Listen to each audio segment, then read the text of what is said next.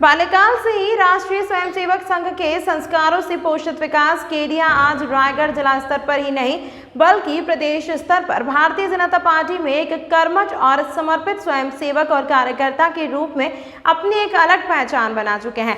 अखिल भारतीय विद्यार्थी परिषद से 1991 में छात्र राजनीति में पदार्पण करने वाले विकास केडिया आज भारतीय जनता युवा मोर्चा की प्रदेश समिति के सदस्य हैं। पार्टी के लिए तन मन धन से समर्पित विकास केडिया जिले के उन चंद युवा भाजपाइयों में शुमार किए जाते हैं जिनके सबल कंधों पर भविष्य में भाजपा का विजय रथ टिका होगा। एमकॉम LLB शिक्षित विकास अब तक पार्टी के द्वारा सौंपे गए दायित्वों का अत्यंत कुशलता से निर्वहन करते आए हैं। कई छात्र आंदोलनों का सफल नेतृत्व कर विकास ने अपने संगठित कौशल और नेतृत्व क्षमता का परिचय देकर प्रदेश भाजपा के शीर्ष नेतृत्व को प्रभावित किया है।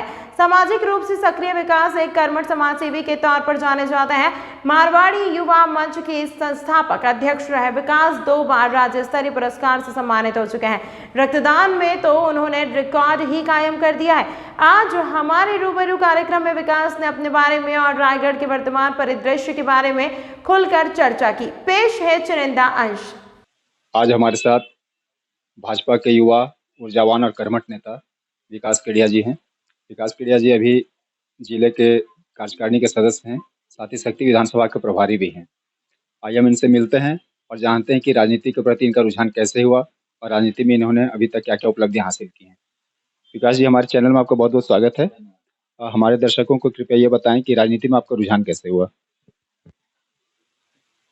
कॉलेज के समय में जब पढ़ते हुए जब कोई समस्या आती थी छात्रों की और वो समस्या हमारी भी रहती थी, उसी को देखते हुए हमने कुछ कुछ काम चालू किया छात्र हितों को लेते हुए। तो अखिल भारतीय विद्यार्थी परिषद से मेरा जुड़ाव 1999 से हुआ और विद्यार्थी परिषद के जुड़ाव से मैं अखिल भारतीय विद्यार्थी परिषद का कार्यकर्ता बन गया और धीरे धीरे काम करते हुए विद्यार्थी परिषद के कई दायित्वों का निर्वहन किया।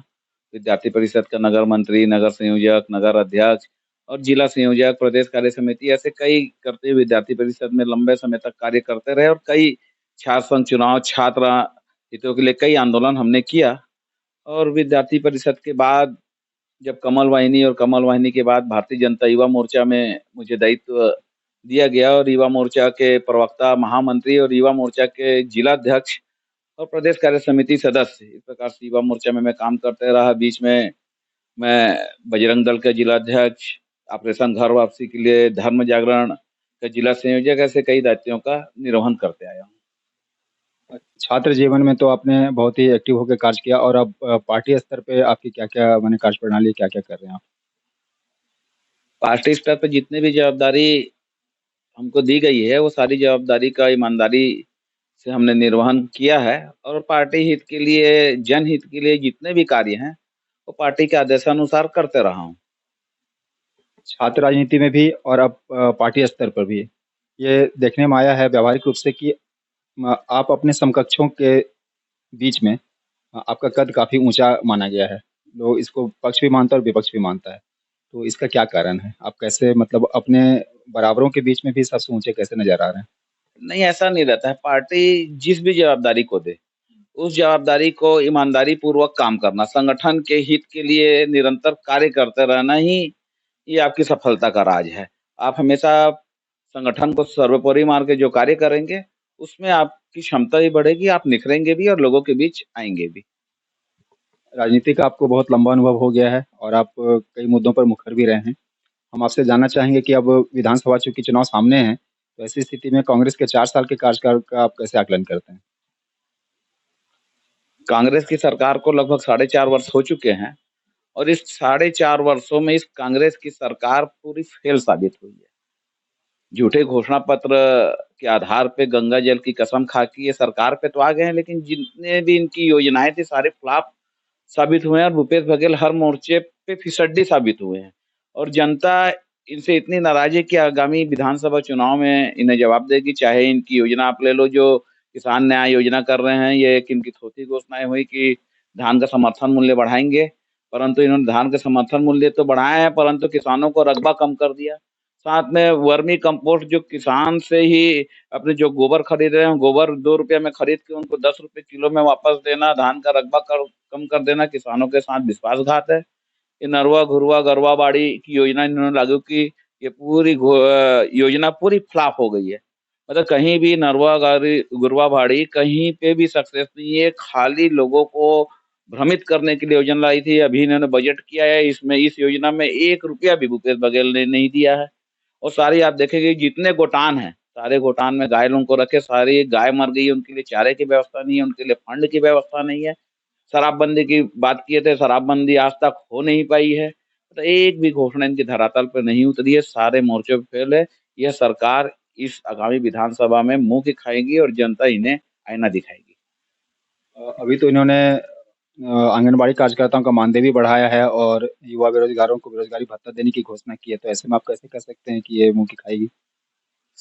4.5 वर्ष पहले मैं बताया इन्होंने घोषणा की थी, बेरोजगारी भत्ता देने की बात की थी, 2500 रुपया युवा बेरोजगारों को भत्ता देंगे, वो भत्ता नहीं दिए। आंगनबाड़ी कार्यकर्ताओं को नियमितीकरण करेंगे, उनका मानदेय बढ़ाएंगे, वो नहीं किया। फिर चुनावी वर्ष आ गया, अभी 6 महीना 8 महीना चुनाव को बचा है, वापस से अपनी पुरानी घोषणाओं को फिर से बोल रहे हैं कि हम देंगे, तो कैसे मान लेंगे? अभी तक क्यों नहीं दिया? आपको पूरा करना था तो।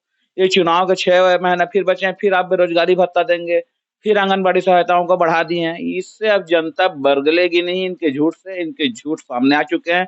4.5 वर्षों तक ये जनता को बरगलाया है, झूठ बोले हैं, उनको धोखे में रखे हैं। इस बार जनता इनके धोखे में आने वाली नहीं है। अब आते हैं अपने जिले रायगढ़ पर। रायगढ़ में अमृत मिशन का कार्यक्रम लगभग फेल्योर रहा है और सड़कों की भी भारी दुर्दशा हो रखी है, तो ऐसे में आप इसको किस रूप में देखते हैं? आप अमृत मिशन योजना को ले लीजिए, आज तक अमृत मिशन योजना पूरी नहीं हो पाई है इतने साल में। अमृत मिशन से लोगों को पानी नहीं मिल रहा है। अभी आप शहर में देखे होंगे कि सोनिया नगर के बासिंदों को पानी नहीं मिल रहा है करके पूरे नगर निगम का घेराव किए थे। अमृत मिशन अभी कहीं सक्सेस नहीं हुई, कहीं पे चालू नहीं पा रही है। कॉलोनियों में जाएंगे तो अमृत मिशन के पानी नहीं आ रहे हैं, जो वहाँ की जो टंकी और बोर है उसी से काम चल रहा है। अमृत मिशन बोलने के लिए अमृत मिशन इन्होंने योजना लागू कर दी, परंतु अभी तक इन्होंने पूर्ण नहीं कर पाया है। इसका खमियाजा भी इनको भुगतना पड़ेगा। सड़कों की बात कर लेंगे तो सड़कों का हाल ये है कि शहर के चारों तरफ जो सड़कें हैं उसकी स्थिति आप भी देख रहे हैं, जनता भी देख रही है, हम भी देख रहे हैं। और इतने साल में जो सड़क बनाने की इसने घोषणा की थी, सड़क नहीं बनाया। शहर का पेच रिपेयर खानापूर्ति कर रहे हैं, लेकिन जो रोड बननी थी आज भी वैसे ही शहरवासी तरफ से बड़े बड़े गड्ढे हैं, धूल खा रहे हैं हम, उसका इनकी कोई सुध ही नहीं है। रायगढ़ में प्रदूषण का स्तर जो है बहुत ज़्यादा भयानक है और ये लगभग देश में सबसे ऊंचे प्रदूषित शहरों में से माना जाता है। इससे रायगढ़ की जनता भी त्रस्त है। तो इसको कैसे कम किया जाए? विपक्ष के नाते आप भाजपा में इसकी तरफ से आवाज़ क्यों नहीं उठ रही है? भारतीय जनता पार्टी प्रदूषण के मुद्दे को लेके मुखर रही है। बीच में प्रदूषण के मुद्दे को लेके हमने आंदोलन भी किया है। प्रदूषण के मुद्दे को लेके जनता को एक भी किया है। और प्रदूषण का स्तर ये है कि रायगढ़ औद्योगिक हब है। औद्योगिक हब होने के कारण यहाँ पे इतनी फैक्ट्रियां लगी हुई हैं, वो सारी की चिमनी से प्रदूषण हो रहा है। यहाँ पे अपना जो पर्यावरण विभाग है मौन साधे हुए चुप्पी आंख बंद करके देख रहे हैं। ना स्थानीय विधायक को मतलब है, ना ऊपर के प्रशासन को मतलब है। उद्योग अपनी मनमर्जी कर रहे हैं, जिसका खमियाजा जनता भुगत रही है। प्रदूषण के मुद्दे को लेके जब ये होना था कि रायगढ़ में, अभी देखेंगे जो सर्वे इंडिया टुडे का आया है, तो पूरे हिंदुस्तान में सबसे प्रदूषित शहर कहीं है तो रायगढ़ शहर है। ईएसपीएन चालू करना है, ईएसपीएन लगाना है, इसकी कहीं जांच नहीं हो रही है। कोई उद्योग इसमें गंभीर भी नहीं है। और यहाँ के कोई स्थानीय जो नेतृत्व है वो भी चिंता नहीं कर रहे हैं कि शहर वाले प्रदूषण की मार कैसे कम हो, प्रदूषण कम कैसे हो, औद्योगिक हब। तो हम चाहते हैं कि रायगढ़ का विकास हो और विकसित रायगढ़ हो, परंतु प्रदूषण किस प्रकार से लगाम लगाना चाहिए इसकी ध्यान तो सरकार को करनी पड़ेगी। तो इसमें विपक्ष के रूप में भाजपा क्या भूमिका निभा रही है? भारतीय जनता पार्टी इसके लिए मुखर रही है। आगामी दिनों में पर्यावरण को लेकर भारतीय जनता पार्टी एक बड़ा आंदोलन भी करने वाली है, जिसमें जनता का साथ लेके एक ऐसा कार्यक्रम भारतीय जनता पार्टी शीघ्र करने वाली है, जिसमें स्थानीय विधायक के साथ साथ प्रशासन को हम घेरेंगे कि इस प्रकार क्यों पर्यावरण की अनदेखी इनके द्वारा की जा रही है। इस बार भाजपा में आमूलचूल परिवर्तन हुआ है। इसके प्रदेश अध्यक्ष बदले गए हैं और प्रभारी भी बदले गए हैं। तो जो नए प्रभारी ओम माथुर जी हैं, उन्होंने इस बार जिताऊ उम्मीदवार का फार्मूला दिया है। तो इसके लिए मापदंड क्या है, इसके बारे में बताना। भारतीय जनता पार्टी जिताऊ उम्मीदवार का फार्मूला तो करती है कि भाई जो भी उम्मीदवार हो वो उम्मीदवार जीतने की स्थिति में रहे, और जो जीत सकता हो सर्वे के आधार पे पार्टी अपने स्तर पे जब तय करती है, सर्वे कराती है, अपने स्तर पे बातचीत करती हैं, लोगों के काम को देखती हैं, तो जो जीत सकता है वैसे प्रत्याशी को टिकट देती है। और ओम माथुर जी ने भी यही कहा है कि जीता हुए उम्मीदवारों को हम टिकट देंगे। इस बार पार्टी किन-किन मुद्दों को लेकर के चुनाव में उतरेगी?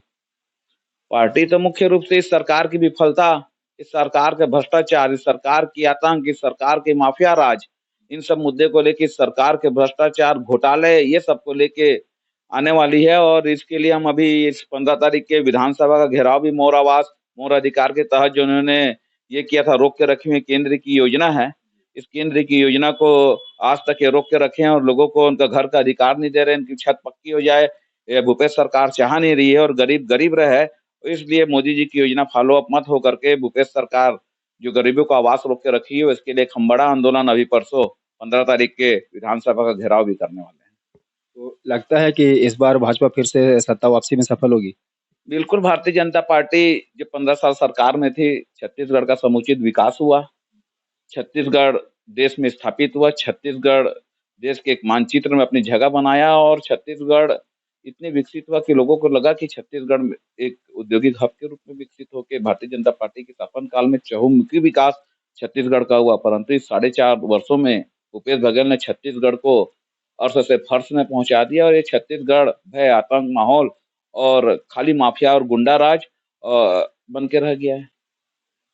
अब अंतिम सवाल कि आपकी फ्यूचर की क्या योजनाएँ हैं? आप अब अपने भविष्य की क्या प्लानिंग कर रहे हैं?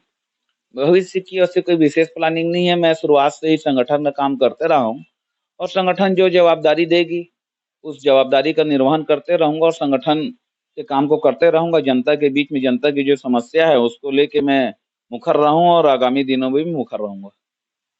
आपने हमारे चैनल को अपना अमूल्य समय दिया, इसके लिए आपको बहुत-बहुत धन्यवाद।